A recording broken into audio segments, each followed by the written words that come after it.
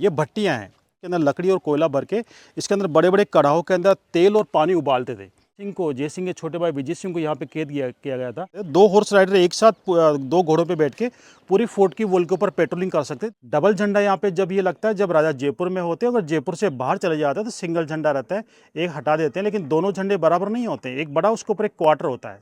Last में जो बचती थी उनको अफगानिस्तान के अंदर ले जाके गजनी शहर के अंदर एक 2 दिनार करके एक चबूतरा है, वहाँ जाके उनको 2-2 दिनार के अंदर हिंदुस्तानी लड़की औरतों को वो लोग बेचते थे। हाँ दोस्तों, आज हम लोग खड़े हैं जयपुर के किले जयगढ़ में। और जयगढ़ जो है काफ़ी पुराना किला है। जयपुर में, अकेले जयपुर में 4 किले हैं। नाहरगढ़ है, आमेर है, मोती डूंगरी फोर्ट है, जयगढ़ है। लेकिन चारों फोर्ट में सबसे पहले ये फोर्ट बना था। 4 जो फोर्ट है जयपुर में, इसमें 2 फोर्ट आज भी जयपुर रॉयल फैमिली के अंडर में, जो यहाँ के राजपूत राजा रूल करते थे, उन्हीं के अंडर में है। उसमें जयगढ़ फोर्ट है और मोती डूंगरी फोर्ट है। नाहरगढ़ और आमेर गवर्नमेंट के अंडर में, लेकिन ये जयगढ़ फोर्ट जिसमें हम लोग खड़े हैं, ये चारों फोर्ट में सबसे पुराना फोर्ट है, सबसे पहले बना था। 11वीं शताब्दी में ये किला बन गया था। इसको बनाया था एक राजपूत किंग काकिल देव ने। काकिल देव जो भगवान राम के लड़के कुश के वंशज थे। कुश के वंशज यहाँ के राजा थे। लव के वंशज राजस्थान में महाराणा प्रताप का नाम सुना होगा। महाराणा प्रताप, बापा रावल, मारना सांगा, मारजोप नेपाल, मारजोप थाईलैंड, मारजोप सिक्किम, मारजोप Japan, Chhatrapati Shivaji, king of Jodhpur, ये लव के वंशज थे। कुश के वंशज थे king of Jaipur, king of Jammu and Kashmir of Karan Singh, king of Amethi of Bareilly UP, king of Kutch of Gujarat, ये कुश के वंशज थे। तो कुश के वंशज यहाँ के राजा थे। इसलिए भगवान राम जो फ्लैग लगा, राम का जो फ्लैग होता था, सफ़ेद कलर का फ्लैग, वो फ्लैग उसमें उगता हुआ सूरज और कचनार का पेड़ होता था, वो ही फ्लैग इनका होता था। काकिल देव ने फोर्ट 11वीं सेंचुरी में बनाया था। राजा काकिल देव जिसने 1036 ईस्वी में इस फोर्ट की नींव रखी थी। और 11वीं सेंचुरी यानी 1036 ईस्वी से लेकर आज तक 21 सेंचुरी तक रेगुलर एक ही डायनेस्टी के अंडर में रहा है। न कभी ये मुगलों के अंडर में था, न कभी ब्रिटिश के अंडर में था, न भी डेमोक्रेसी के अंडर में है। अभी भी जयपुर के राजा की पर्सनल प्रॉपर्टी है। राजा ने इसकी एक ट्रस्ट बना रखी है, ट्रस्ट मेंटेन करती है, उसके हेड वही है।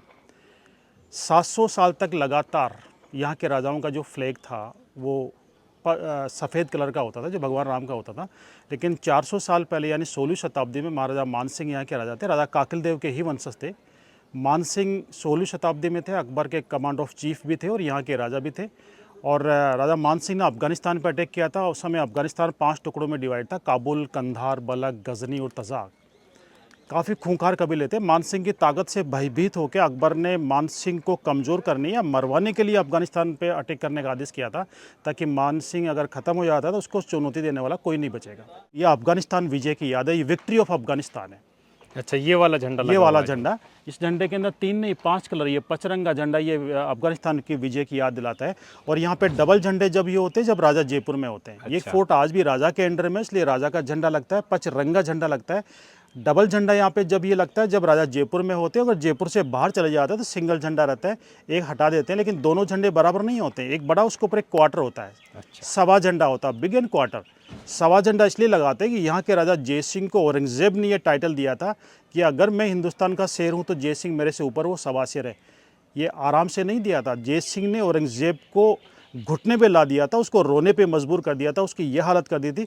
उसके बाद औरंगजेब को जय सिंह को ये औरंगजेब ने जय सिंह को टाइटल दिया, देने के लिए मजबूर कर दिया था जय सिंह ने, तुम मेरे वास्तव में मेरे से ऊपर हो, सवा शेर हो। ये क्यों दिया था मैं आपको बाद में बताऊंगा। सामने हमारी जो एक काली सी बिल्डिंग दिख रही है, इसका नाम विजयगढ़ी है।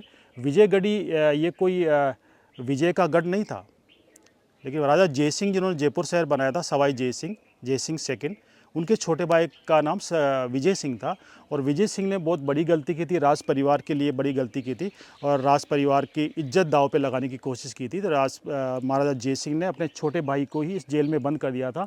और अपने स्वाभिमान को रक्षा करते बंद करने के बाद किले के अंदर ही एक मौत का कुआं, जहाँ पे फांसी लगती थी, फांसी की सज़ा होती थी, वहाँ ले जाकर उनको फांसी देके मारा गया था, क्योंकि स्वाभिमान से, इज्जत से बड़ा इनके लिए कुछ नहीं था। तो अपने भाई को भी, अपने बेटे को भी, ये लोग अगर स्वाभिमान पे जहाँ पर आँच आती थी या देश और धर्म पे आँच आता था, उस समय अपने भाई को, बच्चों को, किसी को नहीं देखते। उनके लिए स्वाभिमान, उनके लिए देश, उनके लिए धर्म सब कुछ था। तो विजय सिंह को, जय सिंह के छोटे भाई विजय सिंह को यहाँ पे कैद किया गया था।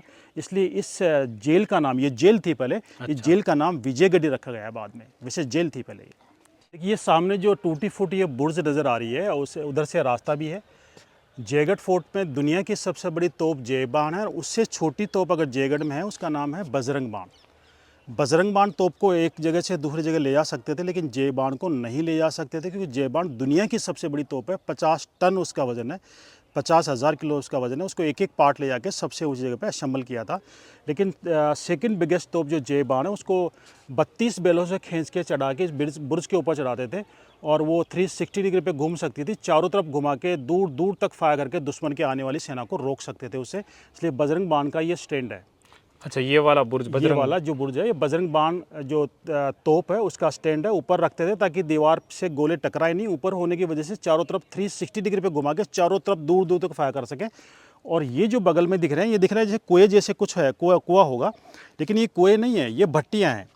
भट्टियाँ हैं। यहाँ से अब ये बारिश का टाइम है, काफ़ी घास उग गई, नहीं तो इसके अंदर लकड़ी और कोयला भर के इसके अंदर बड़े बड़े कड़ाहों के अंदर तेल और पानी उबालते थे। ये भी भट्टी है, इसके पास में दूसरा भी ये भी भट्टी है। इसमें भी काफ़ी घास उग गया, समय के साथ में काफ़ी टूट गए, जर्जर हो गए। ये भी भट्टी है जिसके अंदर तेल और पानी बॉईल करते थे, उबालते थे। देखिए यहाँ से रास्ता है जहाँ से कोयले और आग भर के इसमें उसको गर्म कर देते थे, उसको उबालते थे।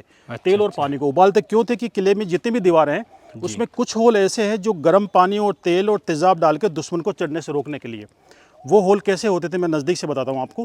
पहले देखिए बड़े जो सामने होल है किले की दीवारों में, क्योंकि ये किला है, डिफेंस के लिए बना था, रहने के लिए नहीं बना था। इसमें आर्मी रहती थी, पानी, खाना, गोला बारूद का बड़ा स्टोर रखते थे। लड़ाई के टाइम में हर होल पे एक एक सैनिक खड़ा होता था। ये जो बड़े होल है यहाँ पे छोटी वाली तोपों को लगा के रखते थे। छोटी तोप जिनकी रेंज करीब 5 किलोमीटर तक होती थी।